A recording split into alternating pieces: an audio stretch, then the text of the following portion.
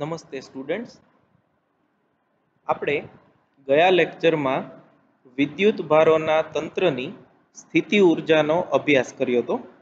આજે આપણે હવે એમાં ને એમાં જે ટોપિક નંબર 2.8 છે એ potential energy in an external field એટલે કે બાહ્ય ક્ષેત્રમાં તમે લખતા જજો બાહ્ય વિદ્યુત ક્ષેત્રમાં સ્થિતિ ઉર્જા. આ ટોપિક જે છે એનો આજે આપણે અભ્યાસ કરશું. ટોપિક નંબર 2.8 છે અને ટેક્સ્ટબુકના પેજ નંબર 64 પર આપેલું છે. એના 3 વિભાગો છે. પહેલો વિભાગ જે છે એ છે બાહ્ય વિદ્યુત ક્ષેત્રમાં એકાકી વિદ્યુત ભાર. હવે એકાકી એટલે આપણે વધુ સારી રીતે કહીએ તો સિંગલ ચાર્જ, એકલો જ વિદ્યુત ભાર હોય, બિંદુવત વિદ્યુત ભાર, તો એને આપણે એકાકી કહેશું. એકાકી વિદ્યુત ભારની સ્થિતિ ઉર્જા કેટલી હોય અને એ કેવી રીતે મેળવાય એ જોશું. અને સેકન્ડ જે છે એ હું અહીંયા લખું છું.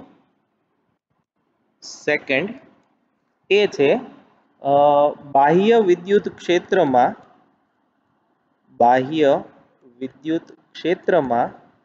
બે વિદ્યુત ભારોની સ્થિતિ ઉર્જા. એટલે હવે ખાસ જોજો, આપણે જે ગયા વખતે ટોપિક જોયો એ ટોપિકમાં આપણે બિંદુવત વિદ્યુત ભારોના તંત્ર માટે સ્થિતિ ઉર્જાની વાત કરી હતી.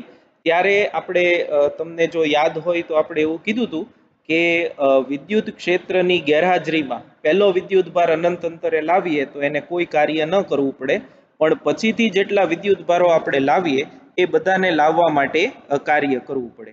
હવે જો વિદ્યુત ક્ષેત્ર પહેલેથી જ અસ્તિત્વમાં હોય, જેમ કે આપણે આ જોઈએ આમાં, તો આ ધારો કે કોઈ વિસ્તારમાં, આટલા વિસ્તારમાં અહીંયા વિદ્યુત ક્ષેત્ર છે. વિદ્યુત ક્ષેત્ર ધરાવતો વિસ્તાર, આ વિસ્તારમાંનું કોઈ એક બિંદુ P છે અને અનંત અંતરે એક Q વિદ્યુત ભાર છે એ પડ્યો છે અને ત્યાંથી આપણે એને P બિંદુ સુધી લાવવો છે. તો એના માટે જે કાર્ય કરવું પડે એ કાર્ય જે છે એ વિદ્યુત ભારની સ્થિતિ ઉર્જામાં સંગ્રહ પામે, એવું આપણે પહેલા ભણી ગયા છીએ.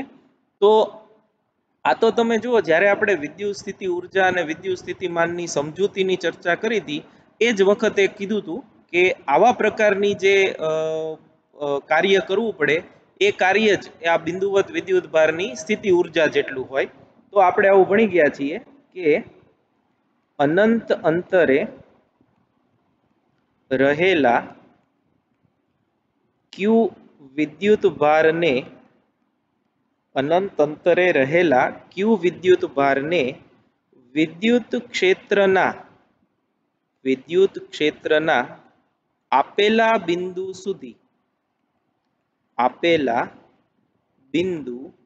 સુધી લાવવા માટે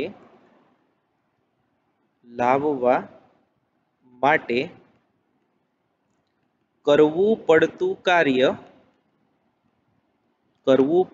કાર્ય એ તે બિંદુ પાસે વિદ્યુત ભારની સ્થિતિ ઉર્જા સ્વરૂપે સંગ્રહ પામે છે. આ આપણે શરૂઆતના ટોપિકમાં જે જોયું એનું એ જ છે. એનું આમ જુઓ તો રિપીટ થયેલું છે. આ સ્થિતિ ઉર્જા બરાબર વિદ્યુત ભાર ગુણ્યા સ્થિતિમાન. આ બહુ બ્રોડ સેન્સમાં મેં લખ્યું છે. વિદ્યુત ભાર ગુણ્યા સ્થિતિમાન વ્યાપક રીતે આપણે લખી શકીએ. ધારો કે P પાસેનું વિદ્યુત સ્થિતિમાન Vp જેટલું છે અને અનંત અંતરેથી Q વિદ્યુત ભારને લાવીએ છીએ, તો હું આમ લખી શકું આકૃતિમાં દર્શાવેલ પી બિંદુ સુધી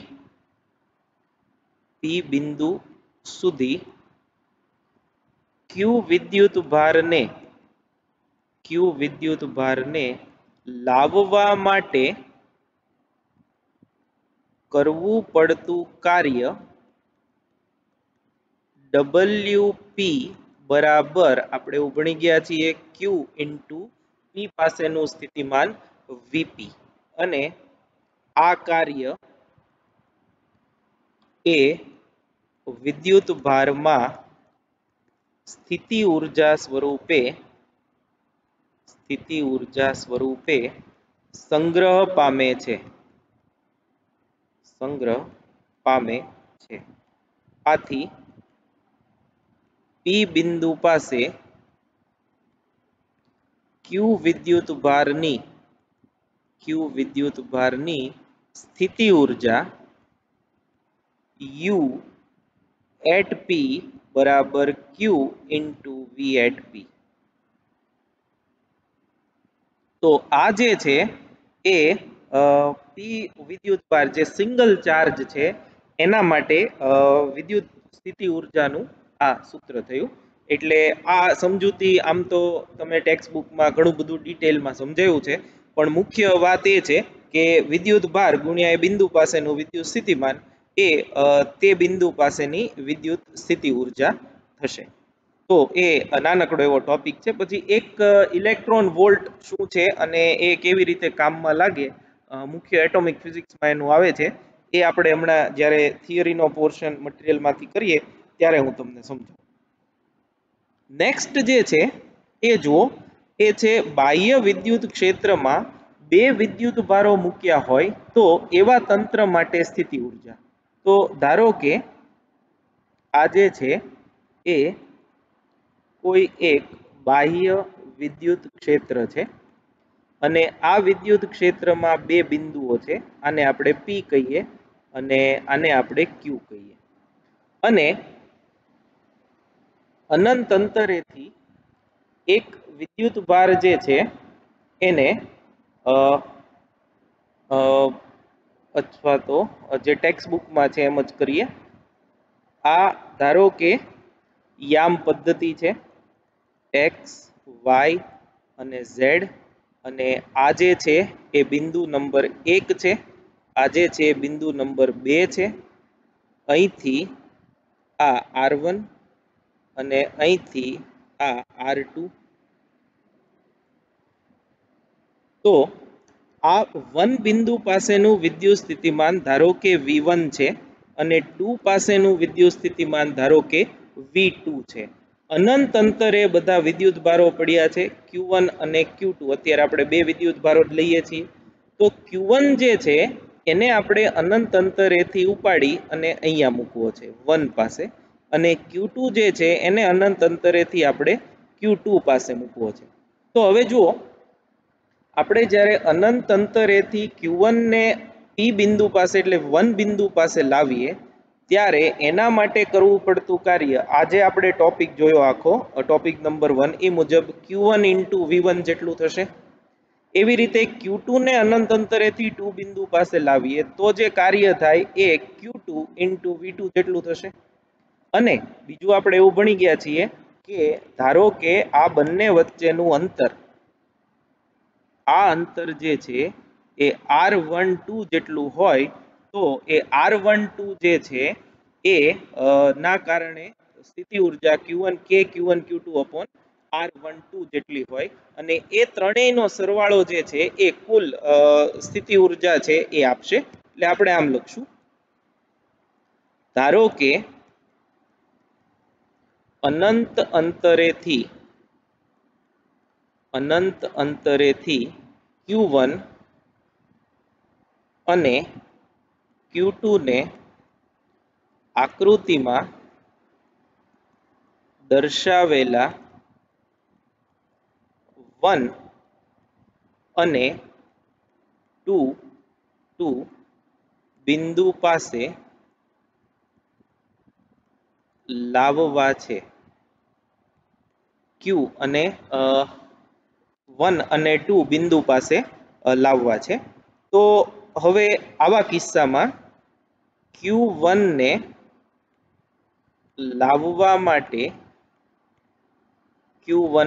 લાવવા માટે કરવું પડતું કાર્ય એને આપણે W1 કહીએ, તો એ થશે Q1 ઇન્ટુ V1. આ જે છે એને R1 કહીએ, તો V1 એ R પર આધાર રાખે છે એટલે V ઓફ R એવું આપણે લખ્યું. એવી જ રીતે Q2 ને લાવવા માટે કરવું પડતું કાર્ય એને આપણે W2 કહીએ, તો એ થશે Q2 ઇન્ટુ V2 R2. બરાબર છે? એટલે આ બીજાનો. હવે જો તમને બીજી એક વાત કરી દો, આમ તો ખબર પડી જશે. આ વિદ્યુત ક્ષેત્રમાં જ્યારે આપણે Q1 ને લાવીએ ત્યારે Q1 ને લાવવા માટે કોની વિરુદ્ધમાં કાર્ય કરવું પડે? જે અત્યારે ઉપલબ્ધ વિદ્યુત ક્ષેત્ર છે એની વિરુદ્ધમાં. પણ જો આપણે Q2 ને પછી લાવતા હોઈએ તો Q2 ને લાવવા માટે Q1 નું વિદ્યુત ક્ષેત્ર અને જે ત્યાં પ્રસ્થાપિત વિદ્યુત ક્ષેત્ર પહેલેથી છે એ બંનેની વિરુદ્ધમાં કાર્ય કરી અને લાવવો પડે. એટલે એના માટેનું કુલ કાર્ય કેટલું હોય? તો કે આ બેયના માટેનું કાર્ય એટલે Q1 ની અગેન્સ્ટમાં લાવવા માટેનું કાર્ય વત્તા બેયના તંત્રની સ્થિતિ ઊર્જા. તો Q1 ની વિરુદ્ધમાં Q2 એ કરવું પડતું કાર્ય એને આપણે W12 કહીએ. તો એ તો આપણે ભણી ગયા છીએ કે Q1 Q2 upon R12 જેટલું થાય. Therefore કુલ કાર્ય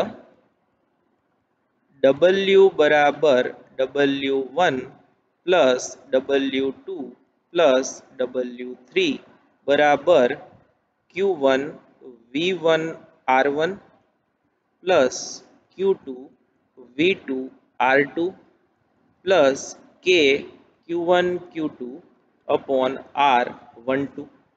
અને આ કાર્ય જ સ્થિતિ ઊર્જામાં રૂપાંતર પામે છે. આ કાર્ય વિદ્યુત ભારોના તંત્રમાં સ્થિતિ ઊર્જા સ્વરૂપે સંગ્રહ પામે છે. Therefore U આ તંત્રની સ્થિતિ ઊર્જા બરાબર Q1 V1 R1 plus Q2 V2 of R2 plus K Q1 Q2 upon R12. તો આ જે છે એ બે વિદ્યુત ભારોને વિદ્યુત ક્ષેત્રમાં જે તંત્ર બને એ તંત્રની વિદ્યુત સ્થિતિ ઊર્જાનું સૂત્ર છે. તો આ જે છે એ આપણી ટેક્સ્ટ બુકમાં ટોપિક નંબર 2.8.1 અને 2.8.2 એમ આપેલા છે. બંને તમે પછી ટેક્સ્ટ બુકમાંથી પણ વારાફરતી એ જોઈ જજો. હવે જે મટીરિયલમાં આપેલું છે એની આપણે ચર્ચા કરી લઈએ. તો જો ક્વેશ્ચન આવી રીતે છે, બાહ્ય વિદ્યુત ક્ષેત્રમાં મૂકેલા સિંગલ ચાર્જ એકલો વિદ્યુત ભાર એની સ્થિતિ ઊર્જા સમજાવો. તો આપણે એમાં ઓલરેડી એવું કીધેલું જ છે કે P બિંદુ પાસે વિદ્યુત ક્ષેત્ર E અને તેને અનુરૂપ સ્થિતિમાન V છે. તો વ્યાખ્યા મુજબ P બિંદુએ એકમ ધન વિદ્યુત ભારને અનંત અંતરેથી P એ લાવવા માટેનું કાર્ય છે. હવે જો આપણે એકમ ધનના બદલે Q વિદ્યુત ભારને અનંત અંતરેથી P બિંદુએ લાવીએ તો એના માટેનું કાર્ય જે છે એ QV જેટલું થાય અને આ કાર્ય એ જ Q ની સ્થિતિ ઊર્જા સ્વરૂપે સંગ્રહ પામે. P બિંદુનો સ્થાન સદિશ R હોય તો VR એ R બિંદુ પાસેનું સ્થિતિમાન થયું. તો સિંગલ ચાર્જ જે છે એના વિદ્યુત સ્થિતિ ઊર્જા U બરાબર Q ઇન્ટુ VR જેટલું થાય, જે આપણે ઓલરેડી જોયું છે. હવે આ જે છે એ અગત્યનું છે. આ તમને પરમાણુઓ પ્રકરણ, પછી ડ્યુઅલ નેચર ઓફ મેટર, એટલે કે વિકિરણ અને દ્રવ્યનો દ્વૈત સ્વભાવ અને ન્યુક્લિયસ, આ ત્રણેય જે આપણે ચેપ્ટર્સ છે પાર્ટ 2 ના, એમાં કામ લાગશે. જો વિદ્યુતભાર Q એ ઇલેક્ટ્રોન પરના વિદ્યુતભાર જેટલો હોય, એટલે કે 1.6 × 10⁻19, અને એને આપણે 1 વોલ્ટના સ્થિતિમાનથી પ્રવેગિત કરીએ, તો Q ડેલ્ટા V એ વિદ્યુત ભારનું મૂલ્ય ગુણ્યા વિદ્યુત સ્થિતિમાન 1 વોલ્ટ છે, એટલે એ જે ઉર્જા પ્રાપ્ત કરે એ 1.6 × જૂલ છે. અને આ ઉર્જા જે છે એને 1 ઇલેક્ટ્રોન વોલ્ટ 1 eV તરીકે વ્યાખ્યાયિત કરવામાં આવે છે. આમ 1 eV બરાબર 1.6 × 10⁻19 જૂલ. eV જે છે એ વધુ વ્યાપક પ્રમાણમાં પરમાણુ, ન્યુક્લિયર અને પાર્ટિકલ ફિઝિક્સ, કણ ભૌતિક શાસ્ત્રમાં વધારે વપરાય છે. પણ ટેક્સ્ટબુકમાં આની એક વ્યાખ્યા છે, એટલે તમારે આના પરથી 1 ઇલેક્ટ્રોન વોલ્ટની વ્યાખ્યા લખો એ પૂછાય તો તમને આવડવું જોઈએ, એ આના પરથી કરી નાખજો. 1 વોલ્ટના વિદ્યુત સ્થિતિમાનથી 1.6 × 10⁻19 કુલમ વિદ્યુત ભારને પ્રવેગિત કરતા તેમાં સંગ્રહ પામતી ઉર્જાને 1 ઇલેક્ટ્રોન વોલ્ટ કહે છે. એવું એનું વ્યાખ્યા થશે. નેક્સ્ટ આપણે જે જોયું છે એ છે બાહ્ય વિદ્યુત ક્ષેત્ર હોય એવા તંત્રમાં બે બિંદુવત વિદ્યુત ભારોની સ્થિતિ ઉર્જા. તો અનંત અંતરે Q1 અને Q2 બે વિદ્યુત ભારો છે, એને આ વિદ્યુત ક્ષેત્ર છે બાહ્ય, એના Q1 અને Q2 વિદ્યુત ભારને R1 સ્થાને R2 સ્થાને રહેલા બિંદુએ લાવવા છે. તો પહેલા આપણે ધારો કે Q1 ને લાવીએ, તો એને ફક્ત આ વિદ્યુત ક્ષેત્રની વિરુદ્ધમાં જ લાવવો પડે, એટલે એના માટેનું કાર્ય થશે Q1 × VR1. હવે આપણે જો બીજો વિદ્યુત ભાર આ બિંદુએ લાવીએ, તો આ બિંદુએ લાવવા માટે હવે એને આ ક્ષેત્ર જે બાહ્ય વિદ્યુત ક્ષેત્ર છે એની વિરુદ્ધમાં, અને Q1 વિદ્યુત ભારને જે આપણે લાવીએ છીએ એ બંનેની વિરુદ્ધમાં કાર્ય કરવું પડે. તો Q2 ને અનંત અંતરેથી લાવવા માટેનું કાર્ય અહીંયા R2 કરજો. R2 અંતરે લાવવા માટેનું કાર્ય બાહ્ય ક્ષેત્રની વિરુદ્ધનું કાર્ય વત્તા Q1 ના ક્ષેત્રની વિરુદ્ધનું કાર્ય. તો બાહ્ય ક્ષેત્રની વિરુદ્ધમાં થતું કાર્ય એટલે તે બિંદુ પાસેનું વિદ્યુત સ્થિતિમાન VR2 × Q2, અને Q1 ની વિરુદ્ધમાં કરવું પડતું કાર્ય કેટલું, તો કે Q1 Q2 R12 જેટલું, અને કુલ કાર્ય એ આ અને આ W2 આ બંનેના સરવાળા જેટલું થાય. તો W1 + W2 એ કુલ સંગ્રહિત સ્થિતિ ઉર્જા, તો Q1 V1 + Q2 V2 + 1/4πε0 Q1 Q2 R12. આ સૂત્ર છે એ ઇમ્પોર્ટન્ટ છે, અને આના પરથી જ આપણે ઉદાહરણ 9.5 જે છે એ કરવાનું છે. એટલે ફરીથી એક વખત 9.5 ઉદાહરણ જે છે આ મિક્સ્ડ છે, બે વિદ્યુત ભાર માટે પણ છે, અને બાહ્ય ક્ષેત્ર હોય તો પણ કેટલું હોય C એના વિભાગમાં આપેલું છે, એ ફરીથી એકવાર તમે જોઈ જજો. તો આ બંને જે છે એ 2 માર્કના પ્રશ્નો તરીકે તમને પૂછી શકે એમ છે. નેક્સ્ટ જે છે થર્ડ ટોપિક એ કંઈક આવો છે, બાહ્ય વિદ્યુત ક્ષેત્રમાં અથવા તો બાહ્ય સમાન વિદ્યુત ક્ષેત્રમાં, એવું લખીએ, સમાન વિદ્યુત ક્ષેત્રમાં મૂકેલી વિદ્યુત ડાયપોલ. સમાન વિદ્યુત ક્ષેત્રમાં બાહ્ય સમાન વિદ્યુત ક્ષેત્રમાં મૂકેલી વિદ્યુત ડાયપોલ, એના માટેની વિદ્યુત સ્થિતિ ઉર્જાનું સૂત્ર એ આપણે મેળવવું છે. તો હવે આપણે એક બાહ્ય વિદ્યુત ક્ષેત્ર કે જે નિયમિત હોય એવું ધ્યાનમાં લઈએ. તો ધારો કે આ એક બાહ્ય વિદ્યુત ક્ષેત્ર છે, બાહ્ય વિદ્યુત ક્ષેત્ર E. આ વિદ્યુત ક્ષેત્રમાં આપણે એક ડાયપોલને કંઈક ખૂણો બનાવતી દિશામાં મૂકીએ છીએ. આ ધારો કે એ ડાયપોલ છે, આ ડાયપોલનો -Q વિદ્યુત ભાર, આ ડાયપોલનો +Q વિદ્યુત ભાર. બે વિદ્યુત ભારો વચ્ચેનું અંતર જે છે એ 2a જેટલું છે, અને આની ડાયપોલ મોમેન્ટ તમે જાણો છો એમ આ દિશામાં P વેક્ટર જેટલી હશે. હવે આ વિદ્યુત ભાર જે છે એના માટે આપણે આ વિદ્યુત ભાર તંત્ર છે એના માટે આપણે વિદ્યુત સ્થિતિ ઉર્જા કેટલી છે એની ગણતરી કરવી છે. એના બે ત્રણ રીતે ગણતરી કરેલી છે. આપણે જે સહેલી રીત છે અથવા તો જે પરીક્ષામાં પૂછાય તો કેવી રીતે લખવું એ મેથડથી જ હું તમને ગણતરી કરાવું છું. તો હવે આપણે આ ખૂણો જે છે એ આપણે એક જોઈએ. આ ધારો કે આમ આપણે યામ પદ્ધતિ લઈએ ડાયપોલના મધ્યબિંદુ પર, તો આ ખૂણો જે છે ક્ષેત્ર સાથેનો એ ખૂણો આપણે અત્યારે થીટા છે એમ લેશું. તો આની ગણતરી આવી રીતે થશે. સમાન વિદ્યુત ક્ષેત્રમાં આપણે જાણીએ છીએ ત્યાંથી જ શરૂઆત કરીએ. સમાન વિદ્યુત ક્ષેત્રમાં મૂકેલી ડાયપોલ પર લાગતું ટોર્ક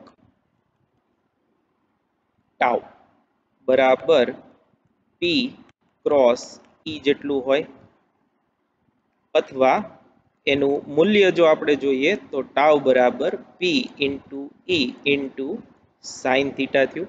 પી ઈ સાઇન થીટા એટલું ટોર્ક લાગે છે. હવે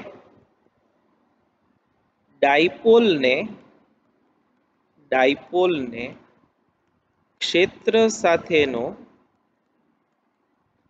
થીટા 0 થી થીટા 1 કોણે લઈ જવા માટે કરવું પડતું કાર્ય. હવે જો આપણે ગોતવું છે શું, તો કે ડાયપોલ જે છે એ ક્ષેત્રની સાથે કંઈક ખૂણો બનાવતી દિશામાં ઓલરેડી પડી છે, તો એના પર ટોર્ક લાગે. હવે ધારો કે આપણે એ ખૂણો જે છે એમાં ફેરફાર કરવો છે, તો એના માટે કાર્ય કરવું પડે. તો એ કાર્ય કેટલું છે એ આપણે ગણવું છે. તો આપણે એની ગણતરી આમ કરશું. ધારો કે ડાયપોલને ડી થીટા જેટલું સૂક્ષ્મ કોણીય સ્થાનાંતર કરાવવામાં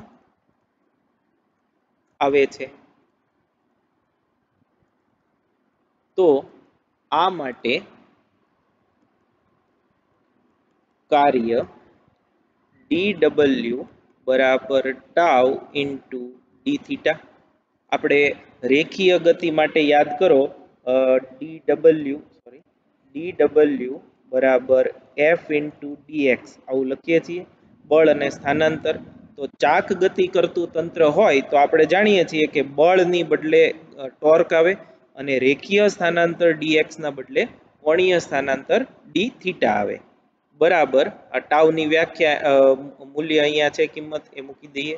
તો આ થશે PE sign theta into d theta.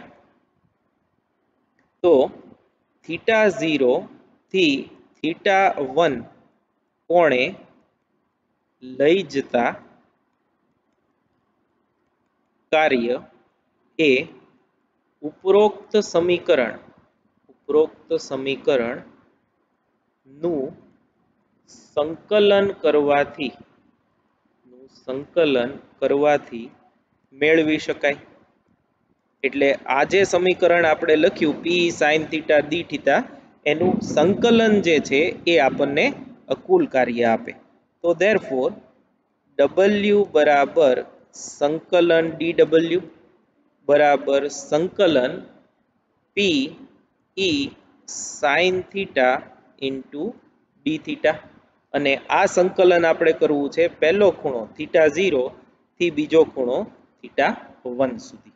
Therefore W બરાબર પી અચળાંકો છે, સંકલનની બહાર આવશે. સાઇન નું સંકલન જે છે એ માઇનસ કોસ થશે, માઇનસ કોસ થીટા. સંકલનની લિમિટ થીટા 0 ટુ થીટા 1 બરાબર પીઈ કિંમત મૂકી દઈએ minus cos theta 1 minus cos theta 0. બરાબર, પહેલા θ1 અને પછી θ2. તો therefore W બરાબર P E, આ પ્લસ થશે એટલે હું પહેલા લખું છું cos θ0 માઇનસ cos θ1. તો આ જે છે એ ડાયપોલને ક્ષેત્ર સાથેના કોઈ એક કોણેથી બીજા કોણે લઈ જવા માટે કરવું પડતું કાર્ય છે. હવે આ કાર્ય આપણે જાણીએ છીએ એમ એ સ્થિતિ ઉર્જામાં જ રૂપાંતર પામશે, પણ θ0 અને θ1 કયા રાખવા એ આપણા હાથની વાત છે. હવે એ હું તમને એક અહીંયા નાનકડી એવી વાત જે છે એ કરી દઉં. સામાન્ય રીતે θ0 બરાબર π/2 લેવામાં આવે છે કે જેના માટે કાર્ય જે છે એ શૂન્ય થાય અથવા ટોર્ક જે છે એ મહત્તમ થાય. મહત્તમ ટોર્ક જે છે એ ક્યારે થાય? આના ઉપરથી જ્યારે θ π/2 હોય ત્યારે આ ટોર્ક મહત્તમ થશે. મહત્તમ ટોર્ક થાય એ વખતે એની સ્થિતિ ઉર્જા જે છે એ શૂન્ય બનશે, અને એ જે શૂન્ય બને એ કાર્ય અથવા તો સ્થિતિ ઉર્જા શૂન્ય થાય એને આપણે પ્રારંભિક કોણ તરીકે લેશું. તો આપણે આમ લખીએ. નેક્સ્ટ જે છે કે θ0 સામાન્ય રીતે, આવું જરૂરી નથી તમે ગમે તે લઈ શકો, પણ નોર્મલ પ્રેક્ટિસ આપણી આવી છે, સામાન્ય રીતે π/2 લેવામાં આવે છે. તો આવા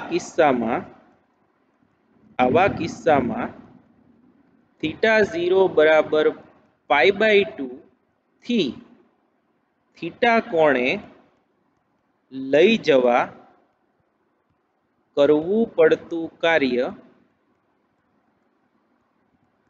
W બરાબર PE into cos θ0 π/2 minus cos θ1 એ થીટા છે બરાબર માઇનસ PE into cos θ, કેમ કે આપણે જાણીએ છીએ cos π/2 જે છે એ 0 થશે. અને આ કાર્ય ડાયપોલની સ્થિતિ ઉર્જા સ્વરૂપે સંગ્રહ પામે છે.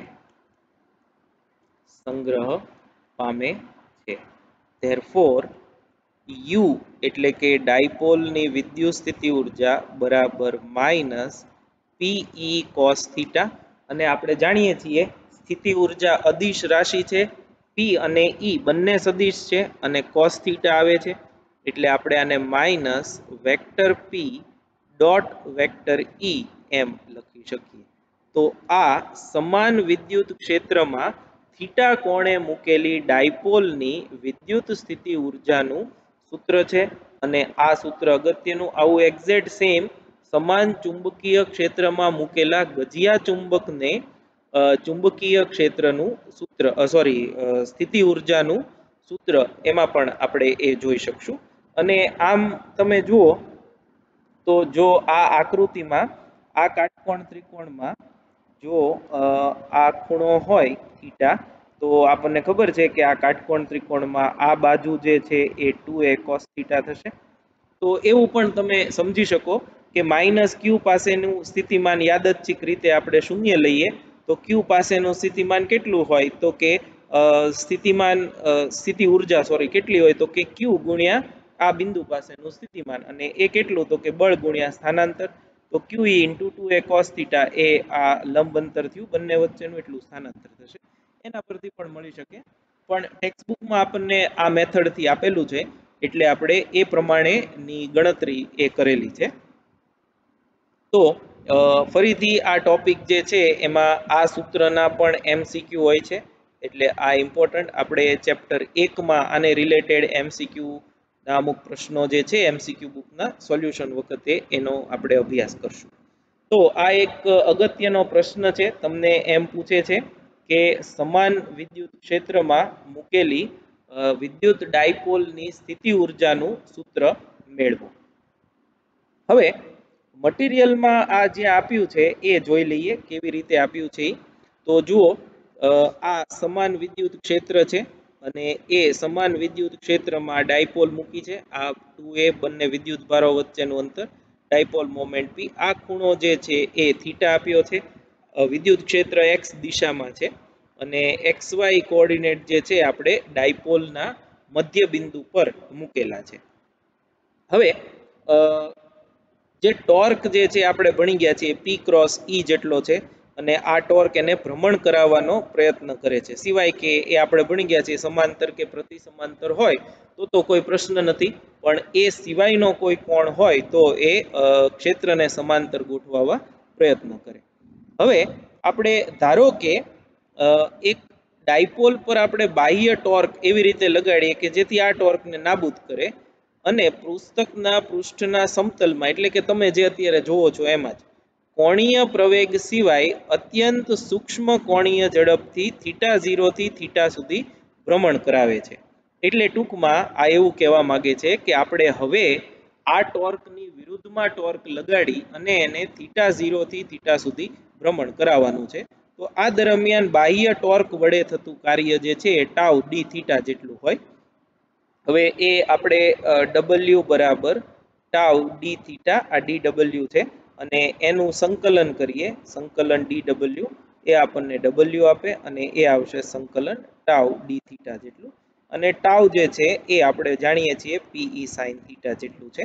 એટલે એ અહીંયા મૂકેલું છે, આપણે જે ટેક્સ્ટ બુકમાં ટૂંકમાં આપ્યું છે મેં એ જ રીતે અહીંયા મૂકેલું છે. તો theta 0 to theta tau external of theta d theta એ PE sin થીટા જેટલું into d theta. PE common આવશે, સાઇનનું સંકલન જે છે એ માઇનસ કોસ થશે અને લિમિટ જો તમે મૂકી દો તો એ આવું મળશે. આ કાર્ય તંત્રની સ્થિતિ ઉર્જા સ્વરૂપે સંગ્રહ પામે છે એવું આપણે જાણીએ છીએ. તો ડાયપોલના નમન થીટા સાથે સ્થિતિ ઉર્જાને સાંકળી શકીએ. અન્ય સ્થિતિ ઉર્જાની જેમ સ્થિતિ ઉર્જાને શૂન્ય લેવા માટેની કોણની પસંદગીમાં આપણને સ્વતંત્રતા છે. યાદ રાખજો, તમે થીટા 0 જે છે એ 0 પણ લઈ શકો, 90 પણ લઈ શકો, 180 પણ લઈ શકો, 360 પણ લઈ શકો. એ તમારા પર આધારિત છે. પણ એક સ્વાભાવિક પસંદગી જે છે એ આપણે એવું કરીએ છીએ કે જ્યારે ટોર્ક જે છે એ મેક્સિમમ લાગતું હોય અને એ વખતે થીટા કેટલો હોય તો કે π/2. તો એ પસંદગી π/2 લઈએ તો આપણને માઇનસ PE cos થીટા એવું સૂત્ર મળે અને એના પરથી આપણે u ઓફ થીટા બરાબર માઇનસ P ડોટ E એમ લખી શકીએ, જે સ્થિતિ ઉર્જાનું જરૂરી સૂત્ર છે. તો આ જે છે એ બાહ્ય વિદ્યુત ક્ષેત્રમાં મૂકેલી ડાયપોલની વિદ્યુત સ્થિતિ ઉર્જાનું સૂત્ર છે, જેનો આપણે અભ્યાસ કર્યો. આ 2 માર્કમાં પૂછી શકાય એવો પ્રશ્ન છે. એક આપણે પ્રકરણ 1માં આપણે ટોર્ક જોયું હતું, સમાન વિદ્યુત ક્ષેત્રમાં મૂકેલી ડાયપોલ પર લાગતું ટોર્ક, અને એના પછી આ જે છે એની વિદ્યુત સ્થિતિ ઉર્જાનું સૂત્ર. આપણે આની પછીનું જે ઉદાહરણ 2.6 છે એનો હમણાં અભ્યાસ કરીએ એટલે આ વધુ ક્લિયર થઈ જશે. Thank you very much.